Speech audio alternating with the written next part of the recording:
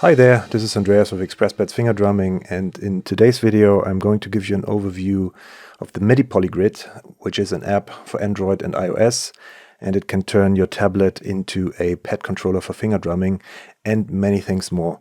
But this video is mainly focused on how to use the app for finger drumming, especially with the XpressPads technique, because luckily by default this app comes with the standard Latin and Jazz and the Xtreme Layout for finger drumming with the XpressPads technique. And what you see on the surface is actually how I like to have this app set up when I use it for finger drumming. You see, the pad area is quite square shaped overall, and all the pads themselves are also square shaped, and this is what reminds me most of a regular hardware pad controller such as the MPG3, which I like a lot for finger drumming, as well as Maschine, MPC, and a couple of other options that you have. But you can only have it set up this way if you add a column of preset selectors and if you add these additional controls, because there's an option to just leave them aside, and if you would do this, the pad section would stretch out over the width of the tablet, but then you would have quite stretched pads, and that's not what I'm used to. So let me show you how you set this up. You double tap the menu button in order to get into the menu. There are 4 main pages: Layout, MIDI, Advanced, and System. And on the System page, I would like to start because there are 3 very important features that you have. One is Wake Lock, which I always keep on because I don't want the app to go dark while I just leave it for a moment, and this way you prevent this.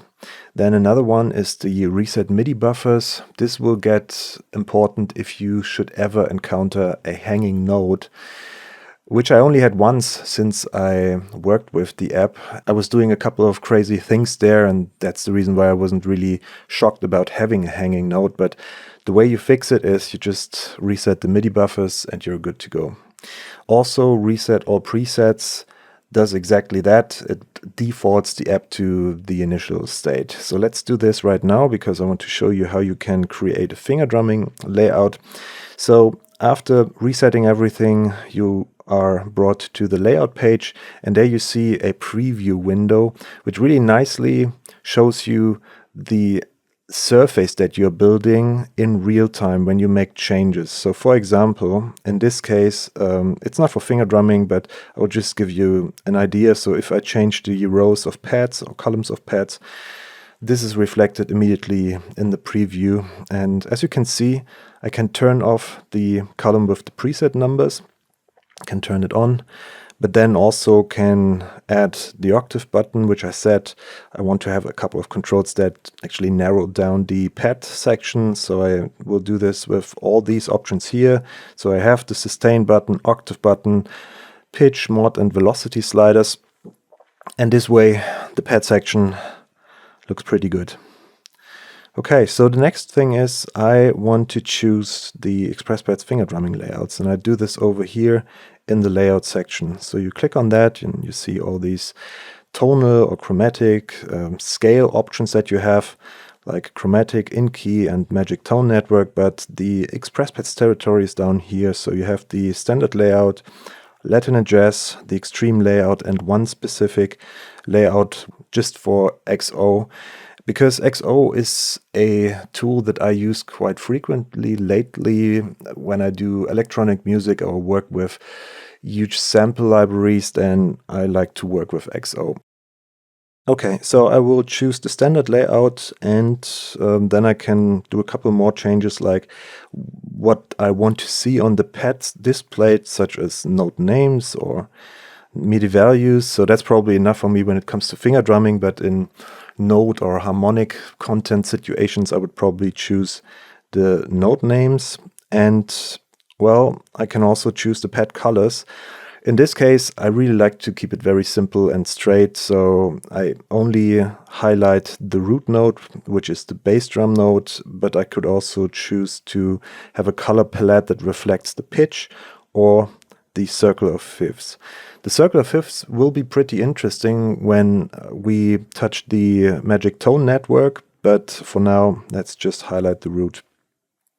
I could change the pad color palette overall by sliding this around, but I usually also don't play with this a lot. And there's one thing that I really want to recommend you do, and that's show the velocity option and combine this with the y-axis velocity setting. Right now it's on fixed, and I have two more options. One is random, which I actually never use, but you also have y-axis. So let's try fixed for now. So when I use the fixed velocity setting, all hits have the same velocity, and I can only change it if I pull down the velocity slider. Yeah?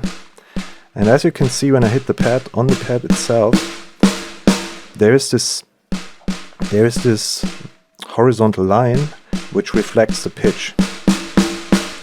But when I now go to the y-axis setting, I can define the range of velocity that I want to play when I hit the pad from bottom to top. So let's do this with the open hi-hat. So it's actually, the line doesn't start at 0, it starts at something like 30%, and that's exactly what you have chosen there in the range setting that I just showed. And the range setting is also reflected on the fader, which is a really nice visual confirmation of where you actually are with your velocity settings. And this way I can play rather dynamic grooves or patterns on the hi-hat, for example.